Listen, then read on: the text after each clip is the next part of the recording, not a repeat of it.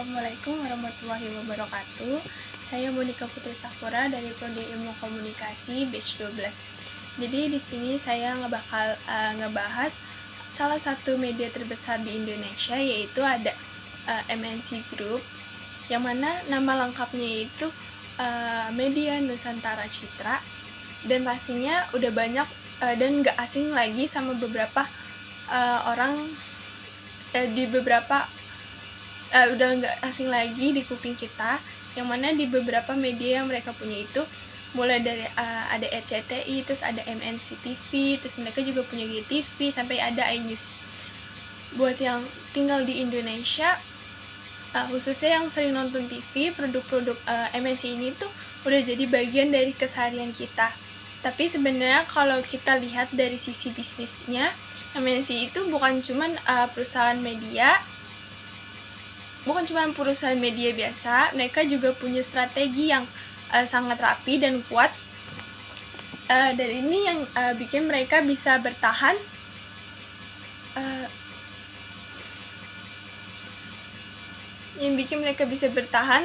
bahkan terus berkembang di tengah gempuran era digital saat ini. Makanya di video ini saya bakal ngejelasin dan ngulik lebih dalam lagi soal bisnis yang mereka punya, terus sumber pendapatan mereka, terus ada strategi perusahaannya juga, tantangan yang mereka hadapi, dan juga peluang kedepannya gimana. Nah, pertama-tama saya bakal ngebahas dulu nih sejarah dan struktur bisnis MNC Group.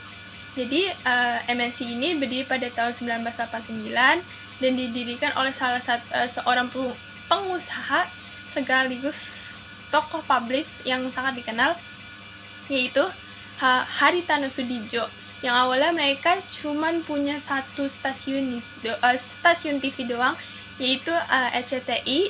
Tapi makin kesini mereka terus ekspansi dan akhirnya jadi punya 4 TV nasional, yaitu RCTI, MNC, JTV, dan iNews. Selain itu mereka juga punya banyak lini bisnis lain, kayak rumah produksi konten MNC Pictures, terus ada manajemen artisnya yaitu Star Media Nusantara, terus ada perusahaan radio yaitu Trijaya FM, terus ada media digitalnya juga yaitu ada okezone.com, terus ada Sindo News, terus ada celebrities.id.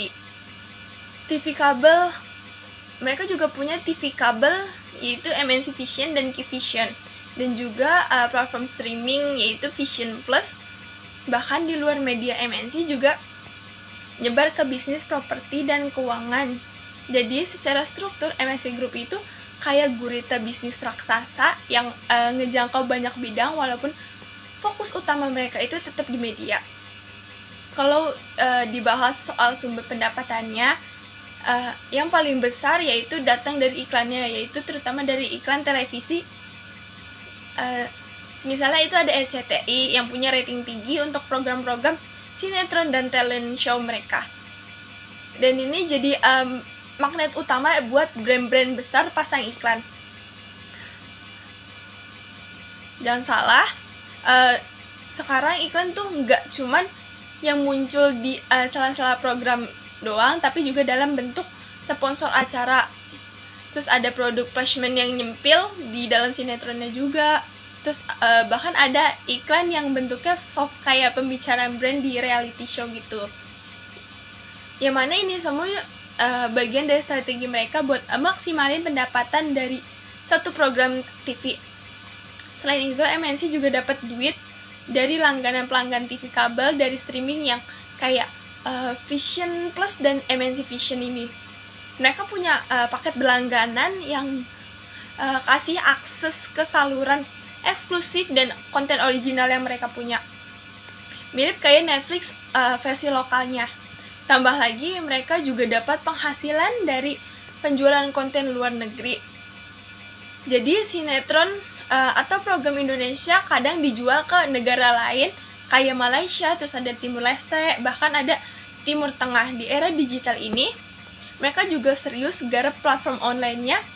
Vision Plus mulai punya konten eksklusif, dan YouTube channel mereka aktif banget, bahkan sering jadi trending topik. bahkan sering jadi trending di YouTube. Karena semua sumber duit lagi dan jadi cuan tambahan lewat endorse monetisasi digital dan kerjasama sponsorship digital. Nah, yang bikin bisnis MNC makin kuat adalah karena mereka pakai strategi integrasi vertikal. Jadi mereka pegang semua proses dari awal sampai akhir. Misalnya karena bikin sinetron lewat rumah produksi sendiri, terus pakai artis yang mereka manajemen sendiri, terus tayangin di TV milik sendiri, dan promosinya juga lewat media mereka sendiri. Ini bikin mereka nggak perlu bergantung sama pihak luar dan biaya produksinya bisa ditekan lagi. Selain itu, mereka juga menerapkan diversifikasi bisnis, artinya mereka nggak cuma ngandelin dari TV mereka masuk ke digital. Mereka maksudnya bukan ngandelin dari TV aja, tapi mereka juga ngandelin dari digital, terus ada radionya mereka, terus ada media cetak, bahkan ke sektor yang kelihatannya nggak nyambung kayak properti dan keuangan. Tujuannya udah jelas, kalau satu sektor lagi turun, yang lain bisa nutupin.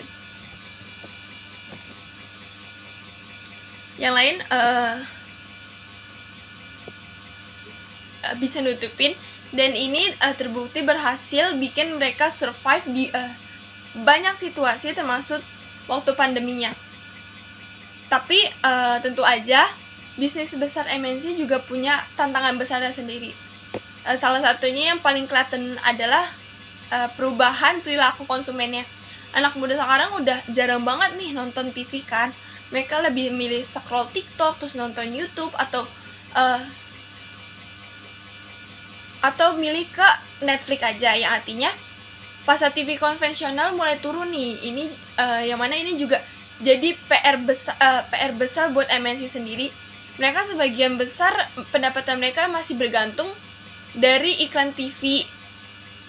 Terus Vision Plus emang udah jadi langkah maju buat masuk ke digital, tapi platform ini masih butuh banyak peningkatan biar bisa bersaing dengan kayak aplikasi-aplikasi besar kayak Netflix. Yang mana selain itu ada juga tantangan dari image perusahaannya mereka, karena Haritanu Sudibyo ini juga aktif di politik sendiri. Kadang muncul persepsi negatif soal independensi pemberitaan, terutama di iNews. Ini bisa ngaruhin kepercayaan publik dan bisa berdampak ke jumlah audiensnya. Apalagi di era dimana orang makin kritis soal media yang mana mau mereka konsumsi. Tantangan lainnya sendiri yaitu kayak nggak kalah penting adalah masyarakat Indonesia itu udah terbiasa nikmatin konten gratis, jadi ngajak mereka bayar langganan itu nggak gampang. MNC sendiri harus pinter-pinter ngeracik konten yang eksklusif, terus yang lebih menarik, dan punya nilai lebih biar orang mau keluarin uang buat langganan. Tapi meskipun tantangan banyak, peluang MNC buat tumbuh juga masih besar banget. Yang pertama itu Indonesia negara yang pasarnya luas banget, jumlah penduduknya juga lebih dari 270 juta, dan masih banyak masyarakat yang tinggal di daerah yang belum pernah tersentuh internet cepat. Di sana TV konvensional masih jadi sumber hiburan utama. Artinya RCTI, MNC, dan GTV masih punya daya tarik bagi brand-brand yang pengen masuk ke pasar daerah. Selain itu, potensi digital Indonesia juga masih besar. Kalau Vision Plus terus dikembangin lagi, ditambah dengan kolaborasi sama kreator lokal dan bikin konten orisinil yang beda dari yang lainnya, mereka bisa jadi pemain besar di dunia streaming. Bahkan kalau konten mereka bisa go internasional, bahkan nggak mungkin nih mungkin aja Indonesia bisa ekspor budaya lewat drama dan program TV-nya kayak Korea